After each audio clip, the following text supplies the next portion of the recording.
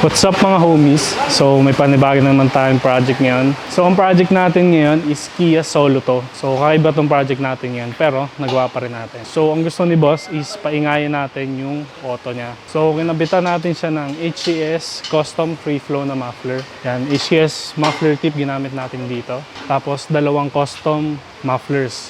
So kung makikita nyo dito, ito yung pinaka Y-pipe niya. Yan. Kung makikita nyo, symmetrical na symmetrical yan. Yan. Tapos, 2 inches pipings and 304 stainless pa rin ginamit natin para quality talaga. So, naglagay tayo mga flanges dito para hindi magkasingaw yung pinaka-exhaust system natin. Tapos dito naman, naglagay tayo ng custom resonator. Yan, naglalagay tayo niyan para hindi nawala ng back pressure yung sasakyan. Dapat di tayo nagtatanggal nito para may hatak pa rin yung auto natin. So dito naman, naglagay tayo ng flexible pipe para masalo niya lahat ng vibration na nagagaling dun sa may makina natin. Para hindi magka-damage yung pinaka-headers at yung exhaust system natin. Tapos naglagay din pala tayo ng 4-1 na headers para dito sa Kia Solo to. So ngayon, tingnan natin yung air intake system. What's up mga homies? So ito yung project natin na Kia Solo to. So kinabitan natin siya ng air intake system. So kung makikita nyo dito. 304 stainless pa din yung ginamit natin na pipings. Naglagay tayo ng coupler sa mga T-bolts para may iwasan natin na magkasingaw yung air intake. Tapos yung filter na ginamit natin is imported from Thailand.